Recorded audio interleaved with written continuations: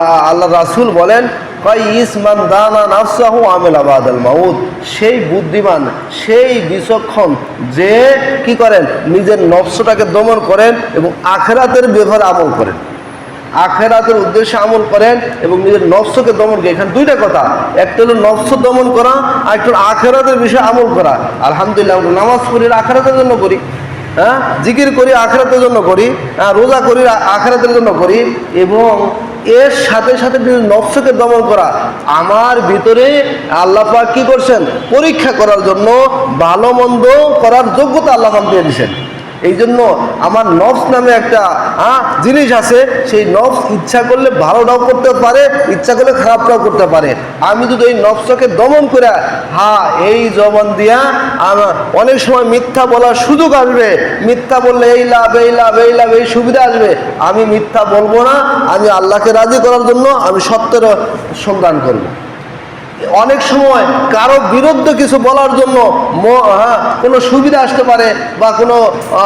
কিছু আসতে পারে, তখন আমি না বলবো যে না না, আমি নিজেকে নিয়ন্ত্রণ করবো যে না, আমি কারো বিরুদ্ধে কিছু বলবো না,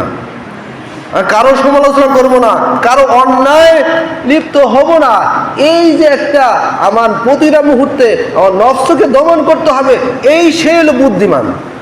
সে হলো বিচক্ষণ, সে হলো পণ্ডিত, সে হলো আখেরাতেওয়ালা, সে হলো আল্লাহওয়ালা, সে হলো আল্লাহ পাকের খাস বান্দা। এই জন্য অন্তরটাকে সাফ করার জন্য আজকে সারা দুনিয়ায় এমন প্রচার যে দেশ ঠিক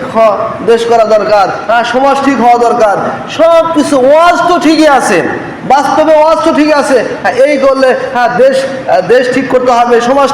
ঠিক করতে হবে, প্রতিটা সেক্টরে ঠিক করতে হবে, দুর্নীতি থেকে বাঁচতে হবে, এই করতে হবে, এরকম মুখের কথা তো ঠিকই বলা যায়, কিন্তু আমাকে চেষ্টা করতে হবে দেশ ঠিক করার জন্য, সমাজ ঠিক করার জন্য আমাকে সর্বপ্রথম আমার নিজের নিয়ত করতে হবে। আমি যে পোস্টে আছি আমি একদম কি হলাম, নিজের নফসকে দমন করব, আমি দেশের প্রতি কি হব, নমনীয় হব, দেশকে ভালোবাসবো, দেশের জাতিকে ভালোবাসবো, সকলের সাথে আমি সুন্দর ব্যবহার করবো। আগে আমার থেকে শুরু করতে হবে। আমি শুধু ওয়াজ করলাম, আমি শুধু বক্তৃতা দিলাম, আমি শুধু ভাষণ দিলাম, এতটুকু যথেষ্ট না। আগে সর্বপ্রথম আমাকে ফিকির করতে হবে এই দেশের মানুষের শরীরে যেভাবে রক্ত আছে আমার ভিতরে একই রক্ত, বাবা আদম আলাইহিস সালামের সন্তান আমি, কিন্তু আমার ব্যবহার যাতে কোনো মানুষ পেরেশান না হয়, আমার ব্যবহারে যদি কোনো মানুষ পেরেশান না হয়, এবং অন্য ভাই আল মুসলিম আখুল মুসলিম, মুসলমান ভাই আল মুসলিম মান সালিম আল মুসলিমুনা মিন লিসানি ওয়া ইয়াদি, আল্লাহ রাসূল বলেন সেই মুসলমান যার জবান এবং হাত থেকে অন্য কোনো মুসলমান নিরাপদ। আজকে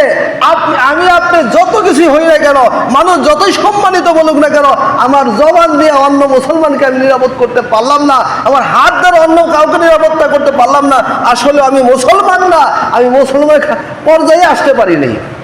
আল্লাহ আমাদের হেফাজত করেন।